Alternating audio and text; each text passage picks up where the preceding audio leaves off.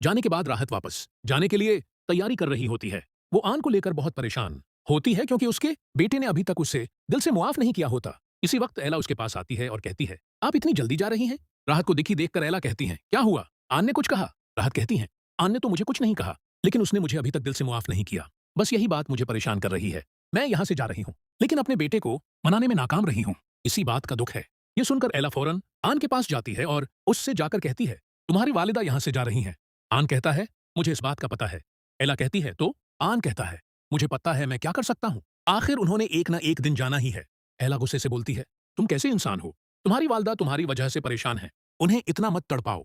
इनके पास जाओ और अभी उनसे मुआफी मांगो, वरना मुझसे बुरा कोई नहीं होगा। आन एला की बात मान लेता है और जाकर अपनी वालिदा से मुआफी मांगता है। वो कहता है, मुझे माफ कर दीजिएगा, आप इतने दिन यहाँ रहे और मैंने आपसे ठीक से बात तक नहीं की। राहत कहती है, मुझे तुमसे कोई नाराजगी नहीं, बस मेरे दिल में यही अरमान था जो तुमने आज पूरा कर दिया।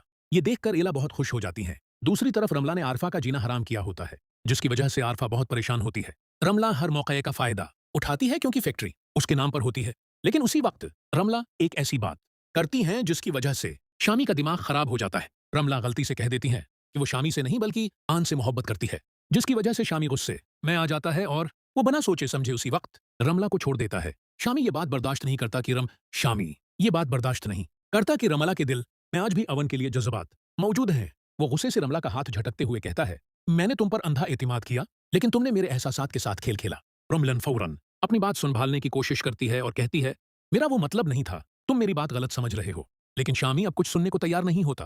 गुस्से में शामी वहां से चला जाता है, जबकि रमला परेशानी के आलम में उसके पीछे भागती है।